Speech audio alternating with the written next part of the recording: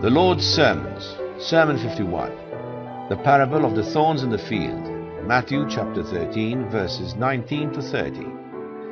Another parable put he forth unto them, saying, The kingdom of heaven is likened unto a man which sowed good seed in his field.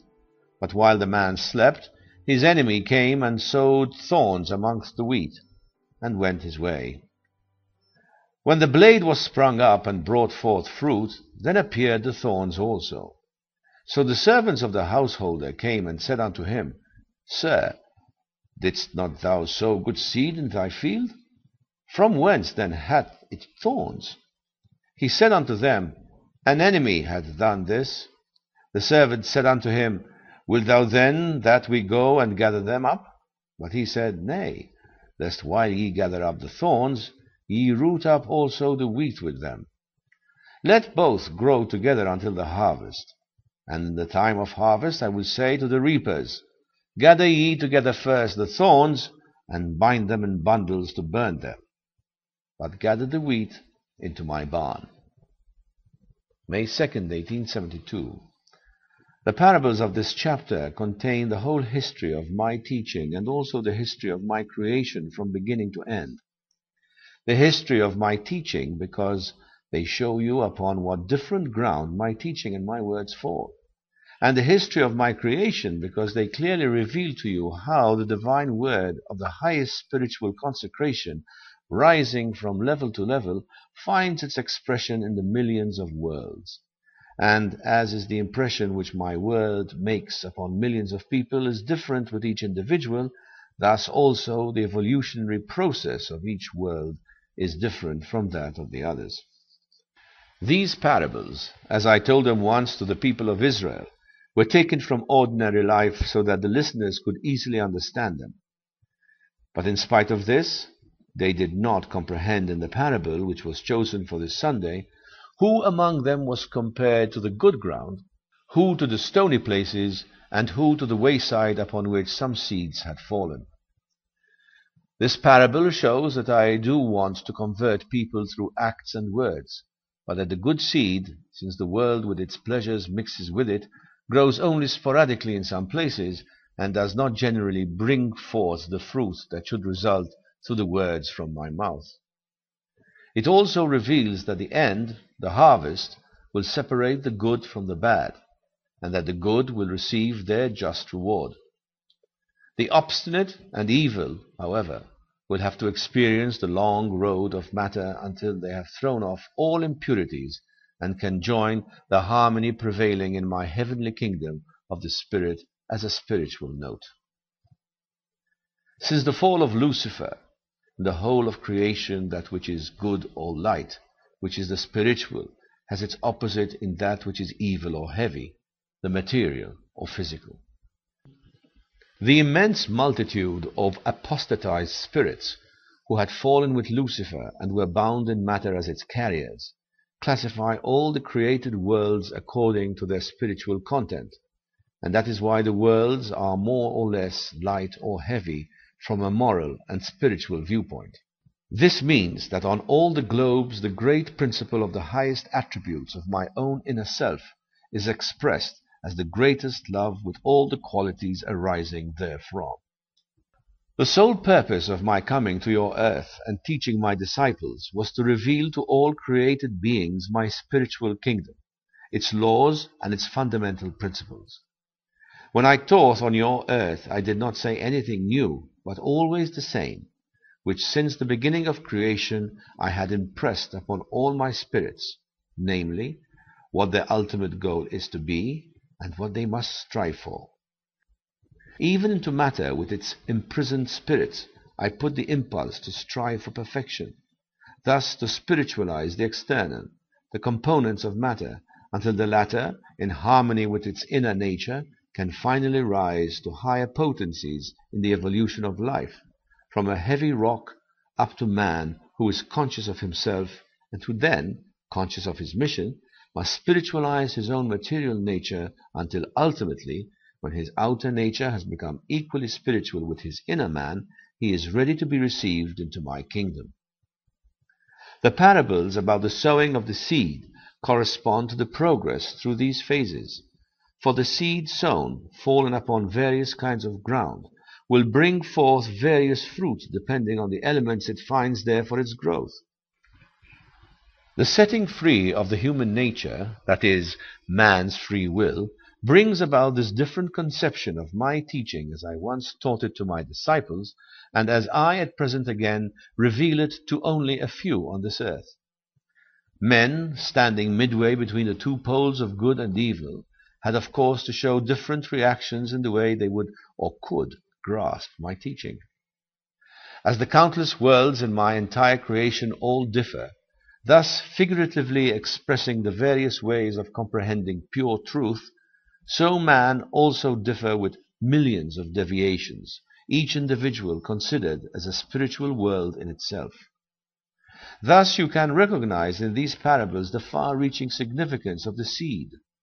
The word, "let there be," which was once spoken by me, is still effective today, and will ultimately unite all spirits within one spiritual realm, although individual worlds and individual men will have to cover longer or shorter distances to reach this destination.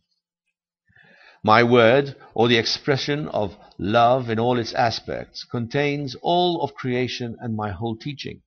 This proves that I have given only laws of love, that is, only two. These, however, are of value only if one complements the other. These laws of love are the seed I have sown physically into my entire creation, and spiritually into the hearts of all rational beings. The springing up of this seed, depending on the greater or lesser influence of the material world, will determine the progress towards the good or regress to the evil, the material.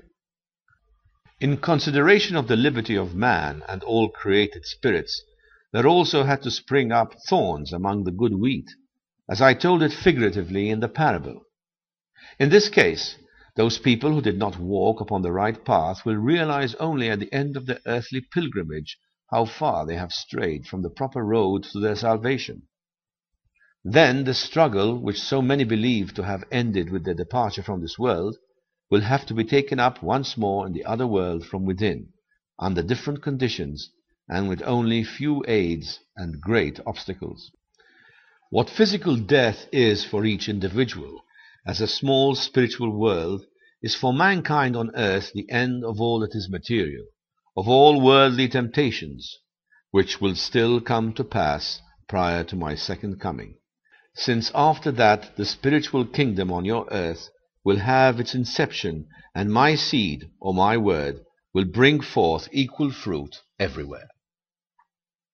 All my preparations in your time aim at that, for upon your earth, unfortunately, the thorns already prevail over the good wheat. Hardly any but stony and sandy ground can be found, and the principal growth consists in thistles and thorns, which mar the surface of your earth. My reapers have already been in action for quite some time, using every means to eradicate the rapidly growing thorns. But things will be getting worse, since man in his freedom has developed an almost stony heart upon which, as upon a hard stone, a mere touch leaves no trace behind, and over the surface of which everything passes without leaving an impression. Make sure that no weeds of evil passions, favored by worldly influence, spring up in your hearts. As I once said to my disciples, I also say to you, who has ears to hear, let him hear, and who has eyes to see, let him see. Unfortunately, there are still many who have ears but do not hear the spiritual wind that blows through all creation, and who have eyes and do not perceive the ray of light from my eternal kingdom of the spirits, which is beginning to illuminate progressively all nooks and corners of your dark earth, so that, on my arrival as the King of Light, there will no longer be any shadow or darkness. There are still many who, chasing only after worldly pleasures and values, do not want to recognize a spiritual world, a higher spiritual principle, or a God as creator. They are like the thistles and thorns. Keep away from them. Their prickles cause you to see that you may approach such sham philosophers and scholars only with caution. They shall be thrown into the fire, as is written, into the fire of tribulation and suffering. Only when purified after a long struggle will they be able to participate in the spiritual kingdom which they had previously denied so steadfastly. For them are meant the happenings in nature and the epidemics which rake them away in great numbers. Others will be reminded of the existence of still another world beyond the natural, material one through the loss of beloved persons. Theirs will be a sad awakening, and yet I have to awaken them, since I do not want to lose even an atom, still less a human soul, which I once created in my image internally and externally. You too should learn to hear with spiritual ears what I am saying to you, what the happenings in the world are telling you, and what all nature is calling to you. There is a God, and He is a God of love. He sows His seed regardless of the ground, upon the highways or the stony places, or among the thorns and thistles. Since man is free, the seed can work according to the nature of each individual. But in the end, the objective which I, the sower, had in mind will be achieved. In spite of the different kinds of ground, there will ultimately be a rich harvest. Eternity ensures my success. My word, having passed through all the phases, trampled underfoot by some and joyfully saluted by others, must nevertheless yield the same result. For my word, the seed, is a divine word, and, consequently, can and must improve and spiritualize the ground upon which it falls. If not on this earth, then definitely in the beyond. My aim and purpose with this message is but to shorten the road for men, and to further their progress. Hence the repeated admonition in this chapter. Who has ears to hear, let him hear. Understand and comprehend it well, and act accordingly, and you will discover in yourselves whether the seed has fallen upon good or stony ground. Amen. To learn more, send a blank email to sermons@hisnewword.org. May God richly bless you.